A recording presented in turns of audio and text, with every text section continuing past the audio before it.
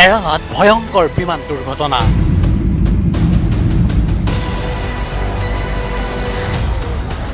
অৱতৰণৰ পিছতে দুৰ্ঘটনাগ্ৰস্ত টাইটানিকৰ দৰে দুটুকুৰা হ'ল বিমান। পাইলট সহ নিহত 20 জন লোক।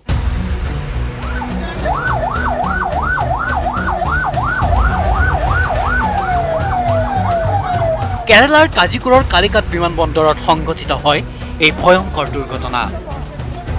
দুৰ্ঘটনাগ্ৰস্ত হ'ল ৰানৱেত বিপৰীত দিশৰ পৰা অৱতৰণ কৰি নিয়ন্ত্ৰণ হেৰুওৱা বিমানখন। ডুবাইৰ পৰা 190 গৰাকী যাত্ৰী লৈ শুকুৰবাৰে বিয়লি কালিকাট বিমানবন্দৰত উপস্থিত হৈছিল এয়াৰ ইণ্ডিয়াৰ বিমানখন।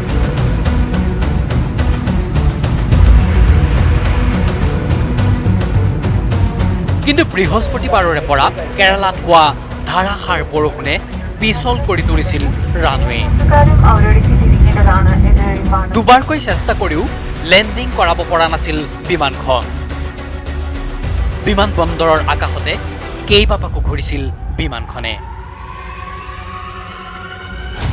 ৰানৱেৰ অৱতৰণৰ সময়ত কোনো যাত্ৰীয়ে কৰা মোবাইল ৰেকৰ্ডিঙৰ দৃশ্য এয়া। তেতিয়ালৈ সকলো ঠিকেই আছিল। ৱেডাৰ ৰাডাৰৰ তথ্য অনুসৰি 28 নম্বৰ ৰানৱেত টেক অফৰ বাবে নামিছিল বিমানখন। কিন্তু পাইলটে 28 নম্বৰ ৰানৱেত অৱতৰণত অসুবিধাৰ সন্মুখীন হোৱাত বিপৰীত দিশৰ পৰা অৱতৰণ কৰে 10 নম্বৰ ৰানৱেত। কিন্তু বেগ নিয়ন্ত্ৰণ কৰিব নোৱাৰি ৰানৱে পাৰ হৈ বিমানবন্দৰটোৰ সীমান্তৰ খাৱৈত পৰি সীমাৰ দেৱালত খুন্দা মাৰে বিমানখনে।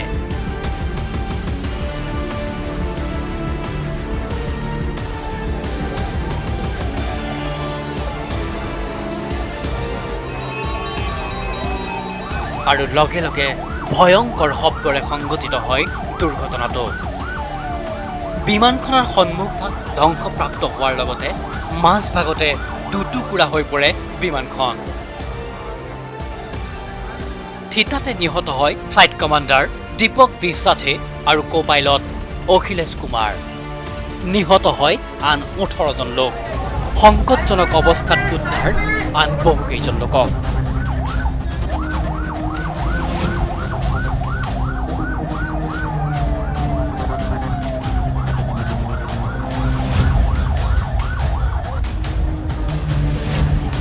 বিমানখনত আছিল 10টা শিশুসহ 184 গৰাকী যাত্ৰী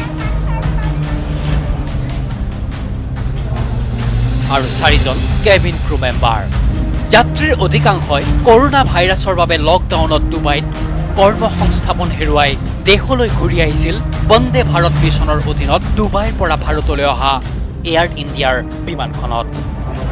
হঠাতে সংঘটিত হোৱা দুৰ্ভাগ্যজনক ঘটনাটোৰ পিছতে হৈচৈ লাগে কালিকাট বিমানবন্দৰত। আৰম্ভ হয় উদ্ধাৰ কাৰ্য। সৌভাগ্যবশতঃ দুৰ্ঘটনাটোৰ পিছত সচৰাচৰ ঘটাৰ দৰে জ্বলি নুঠিল বিমানখন, যাৰ বাবে ৰক্ষা পৰিল বিমানখনৰ আন বহু যাত্ৰী। ঘটনাৰ পিছতে শ্বাৰজাহ আৰু ডুবাইৰ বাবে মুকলি কৰা হৈছে হেল্পলাইন নাম্বাৰ।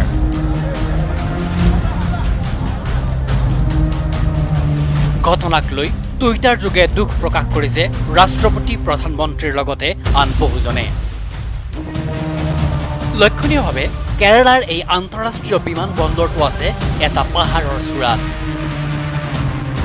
2010 চনত মাংগালুৰু আন্তঃৰাষ্ট্ৰীয় বিমানবন্দৰত সংঘটিত হৈছিল অনুৰূপ বিমান দুৰ্ঘটনা, যিটোত নিহত হৈছিল 158 জনকৈ লোক।